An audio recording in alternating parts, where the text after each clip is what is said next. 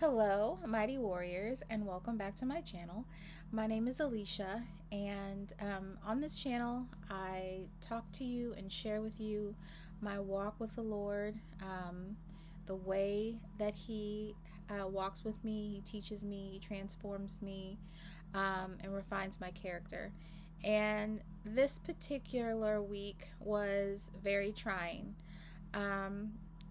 Trying because he's revealed some things about my character that he wants me to change that are extremely difficult and sad and hard to change. But he has revealed to me that it is imperative that I change them. So, the experience that he gave me first, a lot of times he'll give me an experience. He'll remind me of the scripture that this comes from, and then he will really challenge me to change, right? And so the parable of the master and the unforgiving servant is what we're going to be reading from today in Matthew 18:21 through 35. So I'm going to read it. It says, and I won't read all of it, but I'm going to read part of it. It says, Then came Peter to him and said, Lord, how often shall my brother sin against me, and I forgive him? Till 7 times? And Jesus said unto him, I say not unto thee until 7 times, but until 70 times 7. Therefore in the kingdom of heaven likened unto a certain king, which would take account of his servants. And when he had begun to reckon, one was brought unto him, which owed him 10,000 talents. But for as so much as he had not to pay, his Lord commanded him to be sold, and his wife and children, and all that he had, in payment to be made. The servant therefore fell down and worshipped him, saying, Lord, have patience with me, and I will pay thee all. Then the Lord of that servant was moved with compassion, and loosed him, and forgave him the debt. But the same servant went out and found one of his fellow servants, which owed him 100 pence, and he laid hands on him, and took him by the throat, saying, Pay me that thou owest. And his fellow servant fell down at his feet, and besought him, saying, Have patience with me, and I will pay thee all. And he would not, but went and cast him into prison, till he should pay the debt. So when his fellow servants saw what was done, they were very sorry, and came and told unto their Lord all that was done. Then his Lord, after that he had called him, and said unto him, O thou wicked servant, I forgave thee all that debt, because thou desirest me. Shouldest not thou also have had compassion on thy fellow servant, even as I had pity on thee? And his Lord was wroth, and delivered him to the tormentors, till he should pay all that was due him. So likewise shall my heavenly Father do also unto you, if ye from your hearts forgive not every one his brother their trespasses. So the Lord, he's he's very I don't want to say clever, because he's God. I mean, you never know when he's coming. Okay, that's what I'm saying. You never know when he's going to arrive with a test, right? It's always when you are not expecting it, and there's nothing that you can do about it, right? So in my particular case, I was being needled mercilessly, okay? God allowed it. He allowed circumstances, people around me to just poke at me, right? And, I kind of recognized it in the beginning, right? That I was being poked. And so I tried to stay calm. And, he's taught me that when someone is poking at me, it is not a good idea to go off and vent to others, to share your grievances with others, because they can't help you, right? And at the end of the day, it's either, when you do that, it's either revenge that you're getting because you're venting, or you're offloading all of your problems onto another person. You're offloading your burden onto another person, and now they have to carry it. And so that is very selfish as well. And so he hates both things. He doesn't want you venting. He doesn't want you, you know, offloading. If you have an issue, he prefers that we come to him in prayer and voice our concerns and petition him when we are having these issues come up, right? And so I knew that, and so I tried very hard to stay calm and just you know, be patient, right? Because, you know, God, you know, when he allows a trial or a temptation, he always provides a way of escape, right? I saw a sermon where the pastor said, you might not see it, but when Abraham was taking his son Isaac up the mountain to sacrifice him, that ram at the same time was coming up the other side of the mountain. He could not see the solution was there. His escape was there, but it was there. And when God is putting you to the test, the escape is there, right? But you have to endure it to the end. You have to endure it to completion, right? So I was attempting to do that. And then as the time went on, as many things happen, that needling that's happening to you turns into anger. And as the person, you know, continues to needle you, then all of a sudden I'm having this inner conversation, right? And then that inner conversation starts to explode and pour out of me in ways that are not honoring to God, right? And so what the Lord was letting me see about myself is that, first of all, this is a tactic of the devil, right? He uses people to do what is called reactive abuse, right? Where they needle you and needle you and needle you and needle you and do horrible, terrible, abusive things to you. Then, when you explode, they recoil back as if you're crazy, as if you are the one that is nuts, right? Meanwhile, they've been doing all of these things to you, and you have been taking it and taking it and taking it, and then at a certain point, you're like a balloon and you pop. And the Lord was showing me that, you know, because it's about to be Easter, and Passover is also coming up.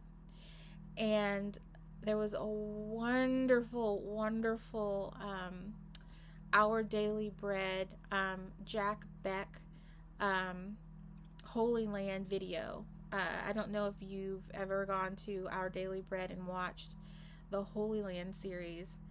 It is so good. But this one was very emotional, and I was crying because Jack Beck was... make me cry again. He was in Israel, and he was explaining, you know, he went to the Garden of Gethsemane, which is the Garden of Gethsemane is where the olive press was, and it was the place of crushing, the place of pressing, where the olives were crushed for oil. And it's where Jesus went when he was praying to God, because he was going to be crushed for us. He was going to be pressed for us. And he was discussing all of the emotional pressure, needling, okay? Imagine all of that emotional pressure that he was going through. He was having to suppress his desire or his maybe even want to judge people who were going to be doing the most horrific, awful things to him, abusive things to him. I mean, straight up abusing him. And he was going to have to suffer through it and then forgive. Right? And then the Lord said to me, like literally, it's hard for me to explain it, how he did it, but he created a situation with my daughter, and then the words literally came out of my mouth, and then he was like, yeah, that. He was saying to me, it is hypocrisy to expect from another that which you will not do for someone else, i.e., forgiving others immediately. Jesus didn't have to he forgave everyone, yes, in one fell swoop with his death. But he was forgiving people moment by moment, second by second, trespass by trespass. And he was challenging me to do the same. When that person says something to you, forgive them right away. Let it go. When that person needles you, forgive them right away. Let it go. Then you won't pop. You have to forgive.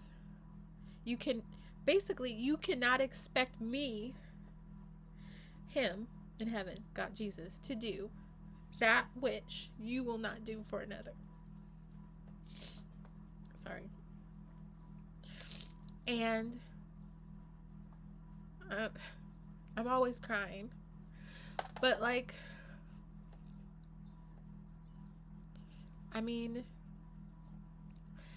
having to process that information and not only process it, but then take that and put it into practice. This is not something that he wants us to theorize about and consider and mull over. This is something that he wants us to immediately do with our behavior, to put into practice with our feet. When people are needling you and poking you, the only thing that will satisfy him is to immediately forgive and let it go. Because that is what we expect for him when we make mistakes. We want him to forgive us immediately. We want him to immediately let things go. Oh, it was a mistake. Oh, I didn't mean it. Please forgive me. But if we aren't willing to do that for others in the same manner, right? Moment by moment, day by day, because we are sinning all the time. I don't know if you've read Leviticus, but Leviticus really reveals to you all of the things that the Lord, through his law, is revealing to us as sinful behavior. And though we are under grace, right, Leviticus shows you that we are not capable of keeping that law, right? It is impossible for any human being except for Jesus, who is God and man, to do it, right? And Leviticus is a hard book, but when you read it, you learn all of the things that offend him. And when you realize all of those things, you realize how much you need Jesus's grace, right? And how much he is forgiving us moment by moment, second by second, day by day, right?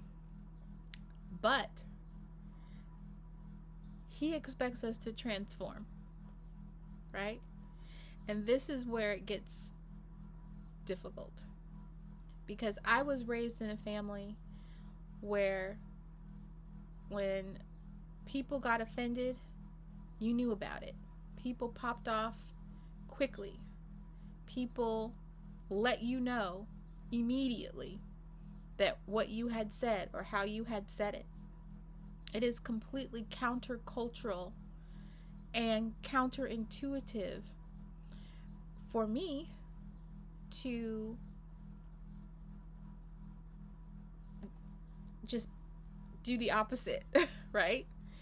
And not that I am mean or anything like that, but on the level that he is expecting us to do, what he showed me, the level at which he is expecting this forgiveness, it's going to be a challenge, right?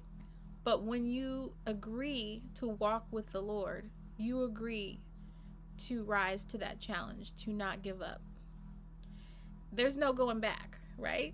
So when the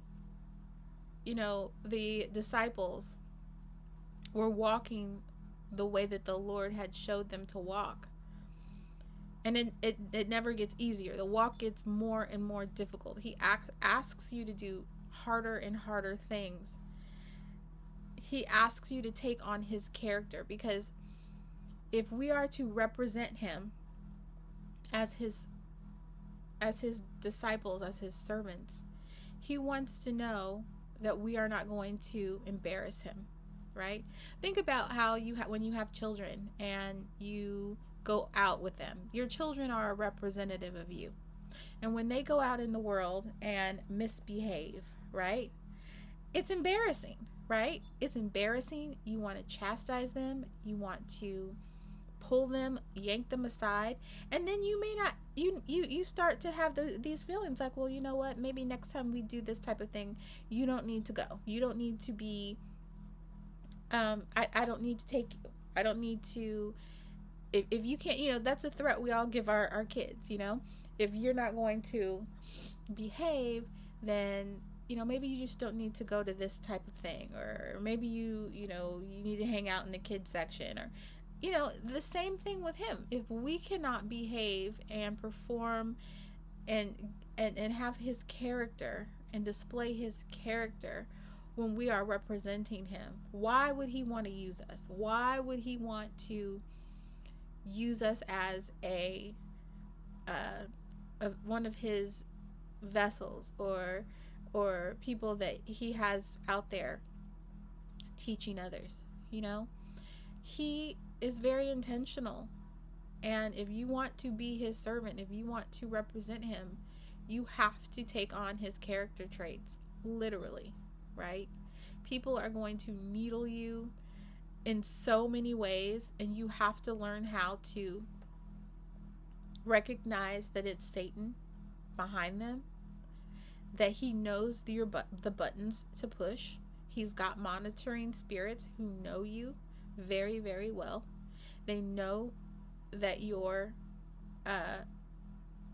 where your threshold is for pain and suffering, and they will try to take you to the brink. And the only way that we can really overcome the evil of what Satan is doing is with good, and that's good is by forgiving and letting it go, and letting it go, and letting it go, and letting it go. Again, I'm going to tell you exactly what he said to me. He said, it is hypocrisy for you to demand the forgiveness from another that you yourself will not give to someone else.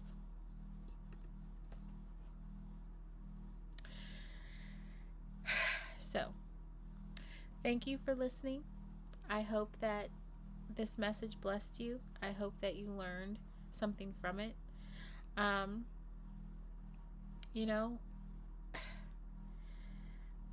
There's all types of twists and turns that we could take in this message, but we really can't, because Jesus was literally abused and suffered and died to the point of death, right?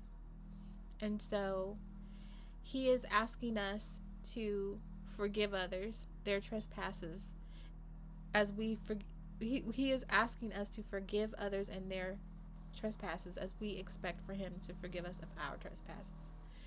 And I don't think that people really recognize what that means, and the scope of his forgiveness, the vastness of what he does for us on a day-to-day, moment by moment basis.